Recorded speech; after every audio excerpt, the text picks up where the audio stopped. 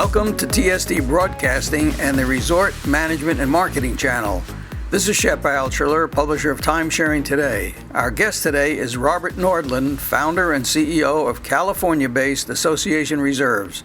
We will be discussing the importance of the need for timeshare resorts to maintain adequate reserves to assure the timely repair and replacement of their key assets, and why a reserve study is an essential tool for guiding resorts through the budgeting process. Hi, Robert. Welcome to the broadcast. Hello, Shep. It's good to speak to you today. Tell our listeners about your background. Well, I'm a mechanical engineer by training, and that makes me kind of a natural problem solver with analytical skills. That's my tool set.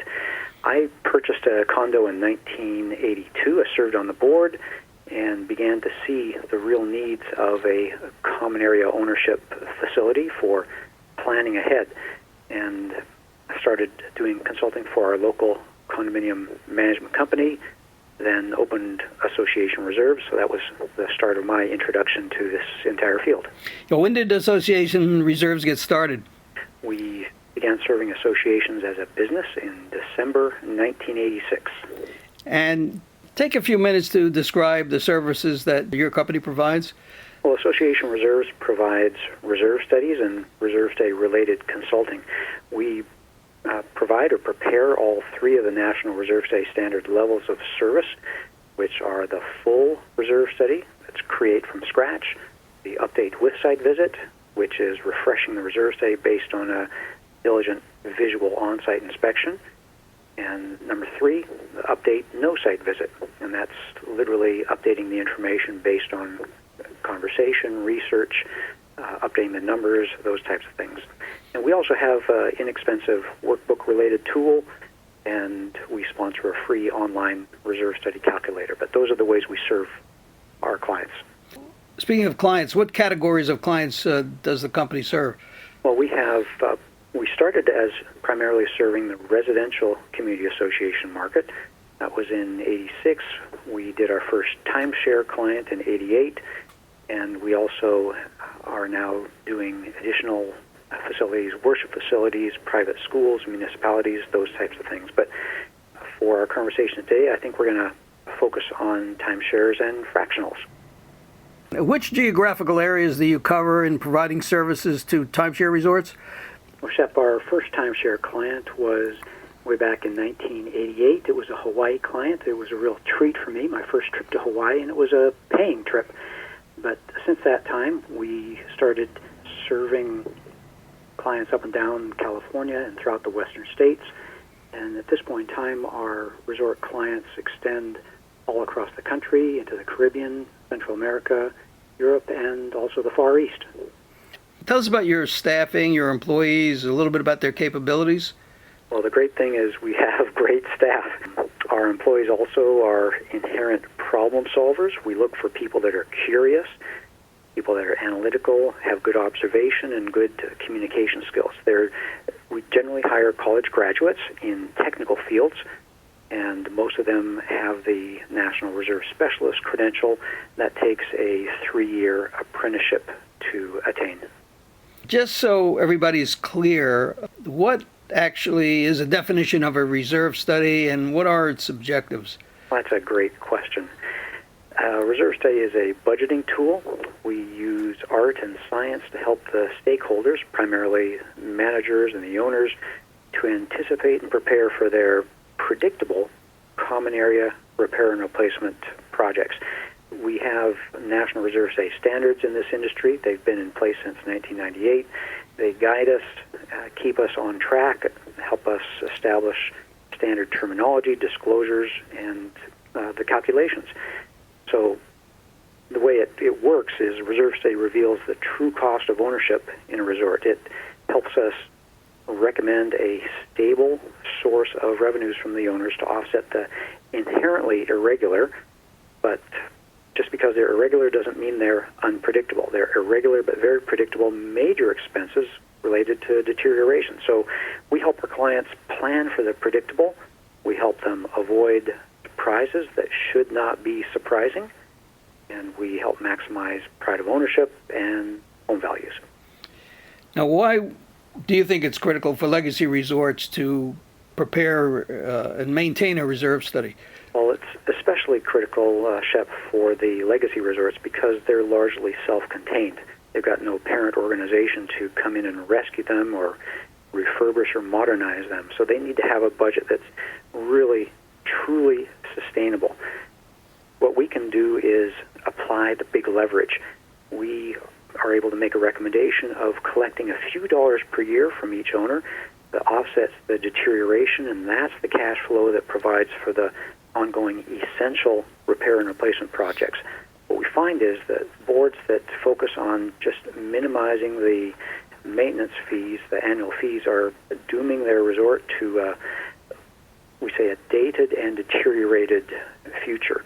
But the good thing is that the adequate reserve contributions are just a fraction of the total budget, and they provide that financial fuel, especially, as I said, for those legacy resorts, to keep the place looking great, timely replacements, timely repairs, modernization, refurbishing, and the result is that the owners can enjoy a relaxed and untroubled stay in the great getaway that they originally purchased. And what analysis are included in a study or are excluded from a study? Good point. Both ways. Every reserve study provides three pieces of information, and that is which assets the resort should be reserving for, a calculation or an evaluation of the resort's current reserve fund, and a recommended ongoing annual reserve contribution. And as I said earlier, that offsets the ongoing cost of deterioration. So that first part is which assets the resort should be reserving for. That's guided by the National Reserve Study Standard 4-part test, which is the asset needs to be a common area maintenance responsibility, so not owned or maintained by the developer, manager, sales staff. Number two, it needs to be life limited, which means not permanent, so we're not looking for permanent things. Number three is it needs to have a predictable remaining useful life, so we are avoiding things that require guessing or that are storm or natural disaster related. Those are unpredictable and fortunately often an insurable loss type situation. And number four, it needs to be above a minimum threshold cost, so we don't include the back office equipment that is minimal, small things that are consumables, and trivia, minor table and chair, office chair here or there. Just clarify the differences between something that's a permanent item versus something, I guess, that's more consumable. What you regard as the permanent versus the consumable items? Great.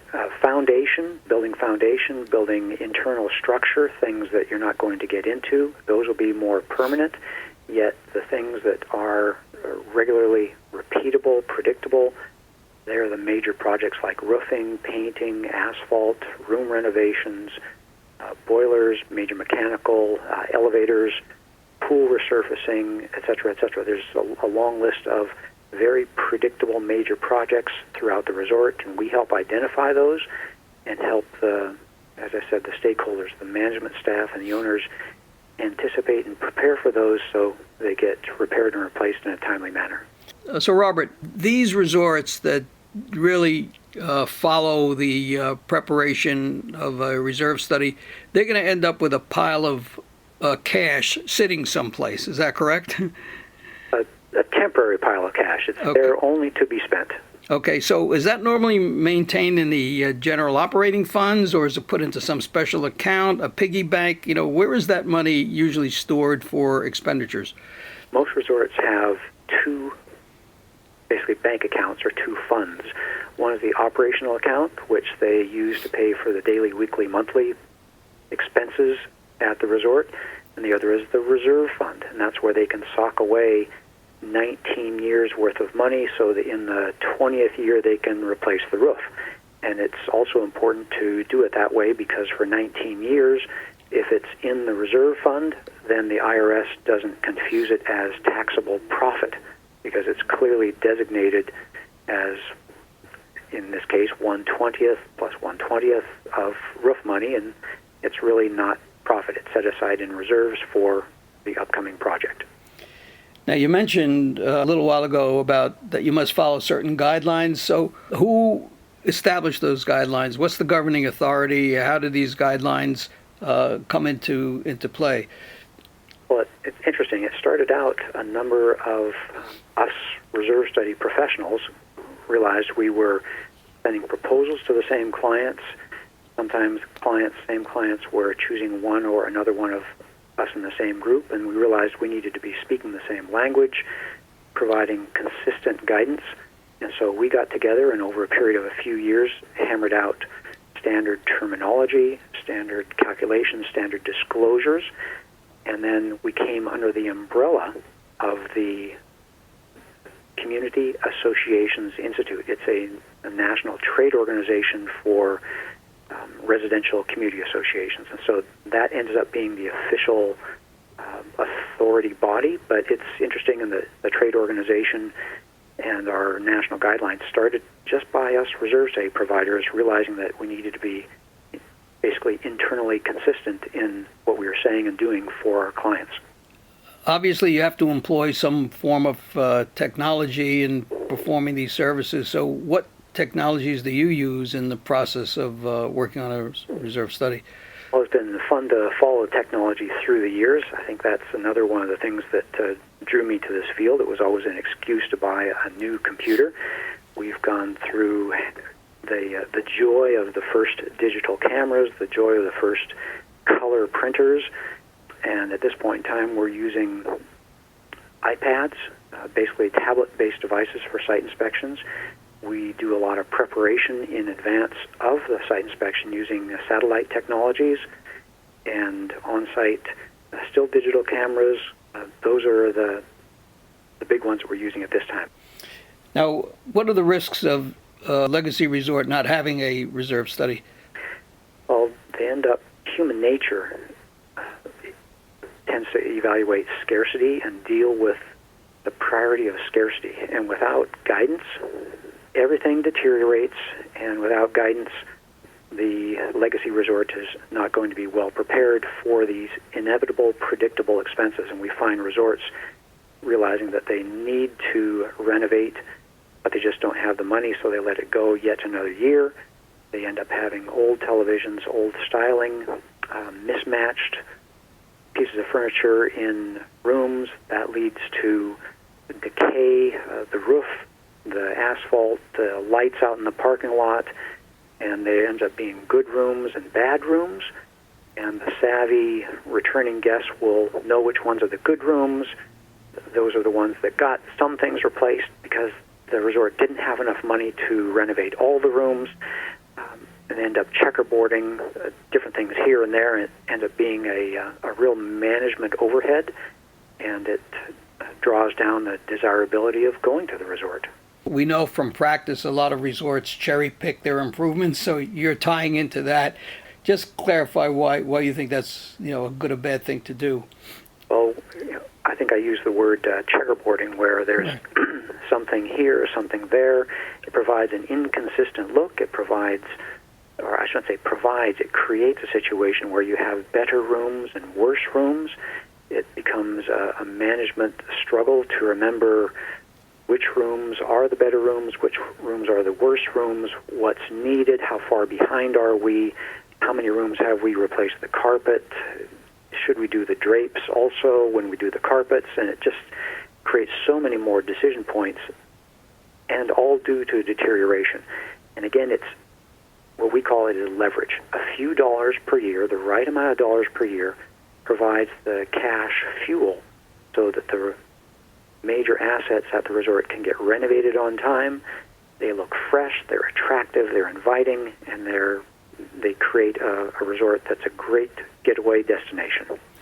Yeah, now I've heard from some management companies and some board of directors that say, well, our owners want to keep maintenance fees down, and we're going to go through a more conservative process of keeping units maintained and upgraded in the common areas. My feeling is that they're losing sight of the fact that they're getting transient guests that are coming in there through exchange companies and through the rentals that they may be doing. So that seems to be working against what might be viewed as a forward-thinking resort. Do you agree with that? I would agree with that 100%, Shep. It's like the story of the little boy who got his hand stuck in an expensive vase. His parents had to break the vase, and they realized the little boy had his hand in a fist because he was holding a dime. And they had to break a $100 vase because the little boy was holding on to a dime. The resort board members, and I want to say this kindly, the ones that are trying to minimize the costs at the association have their eyes on the wrong objective. People bought there because it was a desirable destination, and when they're looking only at the cost, then the resort gets tired. They let deterioration take hold, and it can be a very unfortunate spiral down. Now, we're seeing so much about the proliferation of natural disasters and the impact that they have on timeshare resorts. How do reserve studies relate to natural disasters in terms of getting resorts back up to speed? Well, there's a few factors. One is that, well, we of course dread natural disasters happening. They're unfortunate, but we do hope that the resort is appropriately insured and is able to basically get back together through insurance funds. That's hopefully why they've been paying their insurance premiums through the years. And then it depends if only a portion of the resort is affected, maybe 1 out of 10 buildings burned in a fire, or 2 out of the 10 buildings had major damage from a hailstorm, whatever it might be, then you end up getting different phases in the resort. Whereas it might have been one resort with 10 identical buildings, now you have a resort with 8 older buildings and 2 newer buildings. Either way, the reserve study needs to be updated to show the current condition of the assets at the resort, the building exterior envelope, the internal assets, the room assets, and reflecting what's actually going on at the resort. Now, there is a silver lining. The silver lining is that when there is a natural disaster, hopefully the resort gets brought back whole through insurance funds without the use of reserves. So we often find our resort clients emerging from a large disaster with a stronger reserve fund because assets were renovated with insurance funds, not reserves. So that's the safety net, is having the right kind of insurance. Correct. But there is a deductible that they're going to have to meet, and so there's always pain, but hopefully not too much. And how long does a reserve study take? Well, we have 3 turnaround times that we offer. Our most popular turnaround time is our economy turnaround, which is 8 weeks from start to finish. Is there a range of what it might take? Certainly. Our economy turnaround is our least expensive, and that's 8 weeks. Our standard turnaround is 5 weeks, and our rush turnaround is 2 weeks. And that's often a challenge. One of our most challenging jobs ever was a 2-week rush timeshare in Mexico City. So I assume the economy, as I think you said, is the most popular, and that's probably the most logical one for people to consider, right? Yeah, most people plan ahead. They start their budget process months in advance. That allows them time to select vendors. We're one of them, and we're able to complete the process in a very cost-effective manner. But what is the ongoing and follow-up review process? Well, we have a pretty mature system. Resorts who received a proposal from Association Reserves automatically receive proposals in future years at the appropriate time of year, giving them a reminder that it's time to update that reserve study or reconsider an update project. Clients that we work with regularly have us perform a with-site visit update every 3rd year, and a majority of our clients hire us for the inexpensive no-site visit reserve study update in the in-between years to keep their numbers fresh and their planning up to date. Now, during the process, with whom do you interface at the resort when conducting one of these studies? Well, we start with the primary contact person. That's the one who launched the proposal, and that's typically the on-site manager or a board member. Sometimes it's a committee member, and that's where we start the coordinating the site inspection time and the information. When we're on site, though, we typically spend some time with the building engineer. That will be the person guiding us around the resort and providing us access to the mechanical rooms, equipment rooms, things like that.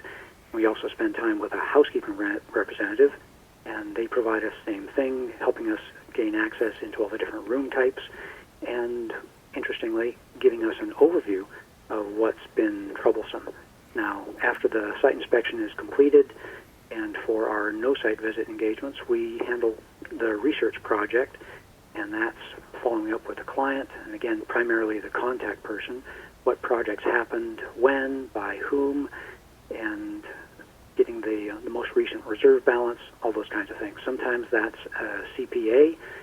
Sometimes, I should say most often, that's a board member or manager contact.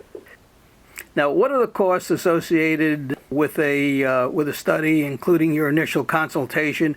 And we have to keep in mind that we know that there are some resorts that are having, a problem financially. They're trying to work through different challenges. So maybe you can deal with that. Certainly. Well, Shep, it starts out free. A proposal is free. Anyone who's interested can launch a proposal request from our website, www.reservestudy.com, fill in a little information, and in just a few days they'll have a proposal. Our typical reserve study costs are at or below 1% of a resort's annual budget, and our update products, our update with site visit and no site visit, are tiered, and so that they're significantly less expensive than that one-time, first-time full reserve study.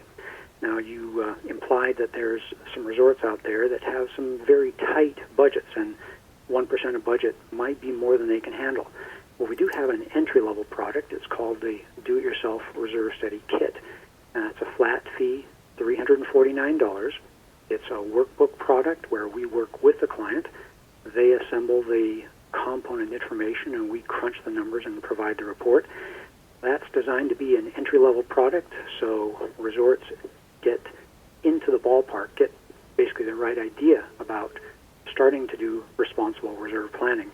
And then hopefully the next year they can expand their ongoing operational budget a little bit, allow for some additional money for professional services, and maybe upgrade to hiring our company or one of our competitors to give them the wise counsel that they really need, perspective, experience, to give them the budget recommendation that they need so that they'll have enough cash to maintain, protect, and preserve that resort as the fine destination that the owners originally purchased.